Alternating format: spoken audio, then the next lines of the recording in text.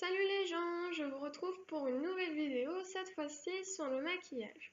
Alors, cette vidéo, enfin ces vidéos, parce que je vais les faire en plusieurs fois, je me suis aperçue que pendant le tournage, je parlais énormément, je détaillais assez, donc du coup ça allait faire des vidéos trop longues. Le fait de les faire en plusieurs vidéos, comme ça, vous allez pouvoir faire ce qui vous intéresse. C'est-à-dire que si vous voulez zapper le teint, vous pouvez zapper le teint. Si vous préférez voir sur les rouges à lèvres, par exemple, vous allez directement sur les rouges à lèvres. Comme ça, vous pouvez choisir la partie de vidéo, la partie de maquillage qui vous intéresse. Et puis, moi, ça me permet de faire des vidéos un peu plus courtes et peut-être un petit peu moins barbantes. Alors, on va commencer par le teint.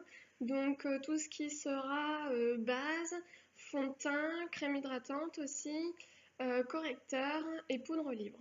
Donc, pour commencer, la base Make Up Forever. Donc, moi, j'ai essayé la HD. Honnêtement, c'est une super bonne marque, c'est une marque professionnelle, elle est aussi super chère, mais par contre elle est juste parfaite. La base tient très bien le maquillage et protège parfaitement la peau. J'ai aussi essayé La Roche-Posay. La Roche-Posay, c'est une marque principalement de parapharmacie. Celle-ci, c'est une soin anti-imperfection parce que j'ai la peau grasse. Honnêtement, elle est géniale à mettre avant. C'est juste parfait. Et les prix sont plutôt raisonnables. Ensuite, j'ai Caudalie. Alors, Caudalie, celui que j'ai là, c'est une base matifiante. On voit tout de suite la différence quand on le pose sur le visage. Ça fait tout de suite un teint beaucoup plus mat. Donc, principalement pour les peaux grasses. Pareil, toujours le prix, un peu un problème chez Caudalie, c'est quand même assez cher. Donc pour ces trois bases de teint, quand on met une base, on n'est pas obligé de mettre une crème hydratante parce que la base fait aussi office d'hydrance. Ensuite, le fond de teint. Donc je vais commencer par les bébés crèmes. Les bébés crèmes, on peut mettre une base avant si besoin. Par contre, pas besoin de crème hydratante, surtout si vous mettez une base, sinon vous allez avoir 50 couches sur le visage. Mais sinon, vous n'êtes même pas obligé de. Vous pouvez très bien mettre de la BB crème ou de la CC crème sans base. Mais casse-toi la mouche! La BB crème. Qu'est-ce que je disais? Du coup, la mouche, elle m'a perturbée. Quand on met la BB crème est de base hydratante. Donc, il n'y a pas besoin de rajouter une crème hydratante avant. J'ai essayé Yves Rocher. Alors, Yves Rocher. Comment dire? C'est bien. Mais moi j'aime pas. Alors la couvrance est bien, pour détailler un peu plus. La couvrance est bien, l'application aussi. Ça dépend. J'ai essayé avec une éponge. C'est pas terrible. Je préfère l'appliquer au pinceau, celle-ci. Et alors ce que je lui reproche énormément, c'est que dès qu'on met de la poudre libre, ça fait des traces. Mais des grosses traces, ça fait des plaques en fait. Ça fait des agglomérations, c'est juste dégueulasse. Donc ça c'est bien à mettre sans poudre libre, mais sans poudre libre je trouve que ça colle. Et c'est pas du tout agréable si tu fais la bise à quelqu'un et que la personne elle sent que tu colles, c'est pas du tout agréable. Donc moi du coup, Yves Rocher c'est pas mon fort quoi. J'ai essayé aussi la bébé crème Aven. Donc celle-ci en plus, elle protège du soleil, donc elle est super l'été. En plus, elle a un ton plutôt allé.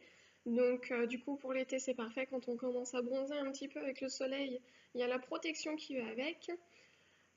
Très bonne qualité, ça va super bien, ça tient bien, ça fait pas de traces avec la poudre libre. Moi j'ai jamais eu de soucis avec, ça hydrate bien la peau, pas de tiraillement, rien du tout. Franchement super, mais c'est cher.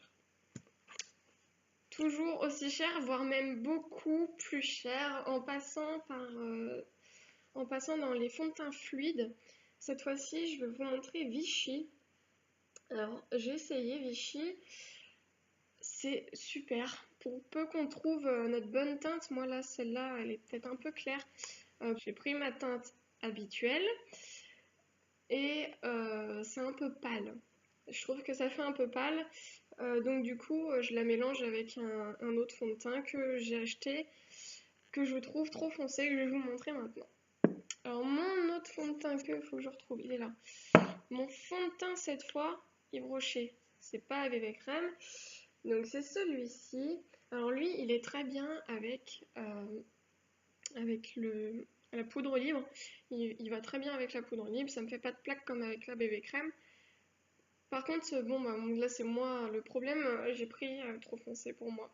C'était un été et du coup j'avais essayé, j'avais très bronzé cet été et j'étais un peu bête et je l'ai pris comme ça. Donc du coup c'est avec celui-là que je mélange le Vichy. Les deux vont très bien ensemble, j'avais peur de mélanger deux marques parce que des fois bah, ça peut faire des pâtés ou ça peut mal rendre une fois qu'on met la poudre libre. Et en fait ça va très bien, ça se marie très bien ensemble. J'ai pas de soucis, pas d'agglomération, rien du tout et ça va très bien avec la poudre libre. Pour ce qui est de la... Non, si je vais faire la poudre libre, c'est pas grave. Pour ce qui est de la poudre libre, alors j'en ai pas essayé 50, j'en ai essayé que 2. J'ai essayé Péguissage. Oui, le bouchon est un peu sale, mais c'est pas grave. Donc en Péguissage, j'ai essayé deux teintes. La mate que vous avez ici, et j'ai essayé aussi celle qui est satinée. Alors la satinée, je ne l'ai pas du tout adhérée, simplement parce que j'ai des boutons, et la satinée fait apparaître grandement les imperfections. Donc dès qu'on a un petit bouton et qu'on met de la satinée, tout de suite ça va se voir. Par contre la satinée est très bien lorsque vous avez aucune imperfection. Alors il ne faut pas de rides, pas de boutons, hein, faut vraiment avoir une peau parfaite. Mais sinon ça fait très joli, ça illumine votre visage. Et voilà, mais bon pour moi, à part en soirée, je la mets pas. La mat par contre, elle est géniale. Celle-ci donc elle est blanche à l'intérieur, hein. Voilà. Et elle fait, alors elle se teinte à votre fond de teint en fait, ou à votre bébé crème. Et du coup, ça fait que ça colore pas du tout le fond de teint. Elle le pallie un tout petit peu, donc vu que moi je prends toujours la teinte, une demi-teinte au-dessus, ben, ça me fait la teinte parfaite, quoi. Parfait. Je suis parfaite. Bref. Je vais dire ce que j'ai dit. Si je voulais passer au correcteur, c'est pas la bonne palette. Voilà. Au correcteur. Correcteur, moi j'ai Make Up Forever. Donc dans son petit emballage, voilà. Alors ils sont parfaits. Donc moi c'est une 5 teintes, hein, donc j'ai le vert pour les boutons rouges. Ça je m'en sers pas parce que c'est trop foncé pour moi et moi j'utilise ces deux-là pour les cernes et utiliser un peu comme highlighter. Alors c'est parfait, c'est Make Up Forever, c'est cher mais c'est génial. Je viens de parler d'highlighter, sachez que je ne fais pas de contouring, donc j'ai pas de bronzer ni d'highlighter, j'utilise juste un peu mon anti-cerne pour me mettre sur le bout du nez et sur le menton et c'est tout. J'utilise très peu d'highlighter. Donc je reprends, donc à Sephora, en blush, il est rosé, un peu satiné. Donc le satiné, pour le blush, c'est assez spécial parce que du coup, ça illumine un peu vos joues, mais aussi, faut faire attention que ça fasse pas trop paillettes, quoi. Sinon, ça fait sapin de Noël. Sinon, je l'aime beaucoup, il teinte un peu, mais pas trop. Le rose, plutôt pour les peaux pâles, donc moi j'utilise en hiver, en hiver, pardon. En été, j'utilise plutôt des teints un peu plus péchus, parce que je bronze très vite. Donc en teint péchu, en blush péchu, j'ai essayé celui de chez Zao. Alors Zao, pour ceux qui ne connaissent pas, c'est une marque bio, tout leur packaging est en bambou. C'est plutôt sympa d'ailleurs, moi je trouve ça très joli. C'est des recharges, donc vous avez le packaging, vous avez la recharge, donc moi là par exemple ça je peux le retirer et je pourrais en mettre un autre si je veux.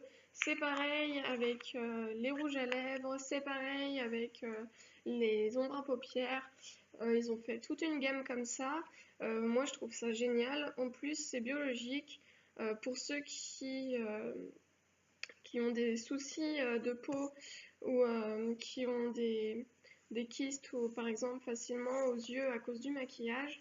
Ce qui est arrivé à une amie, elle a essayé les ombres à paupières de chez Zao parce que du coup elle pouvait plus du tout se maquiller. Je lui ai dit essaye, c'est une marque bio. Elle a essayé, 24 heures après elle avait pas de kyste qui était revenu ou quoi. Donc elle peut enfin se remaquiller grâce à cette marque. J'imagine qu'il y a bien sûr plein d'autres marques bio qui ont les mêmes bénéfices, mais moi en marque bio j'ai essayé que celle-là pour l'instant. À pas confondre avec les marques naturelles comme Yves Rocher, c'est une marque naturelle mais pas bio. Donc je reviens sur mon Zao. Donc à l'intérieur là t'as un talet comme ça, donc beaucoup plus péchu comme je vous ai dit. Moi je la trouve parfaite. En plus Zao c'est pas cher du tout pour une marque bio. J'ai aussi essayé le blush. Bon je vous le laisse comme ça, j'arrive pas à l'ouvrir. Le blush Make Up Forever, toujours en HD. Si je vais essayer quand même, voilà. Alors c'est un blush rosé. Et c'est un crème. Alors les crèmes au début j'étais un peu réticente parce que j'avais essayé avec le doigt. Je me suis dit le pinceau ça va pas, non, ça va bien. Et en fait si il faut l'utiliser au pinceau, c'est beaucoup mieux.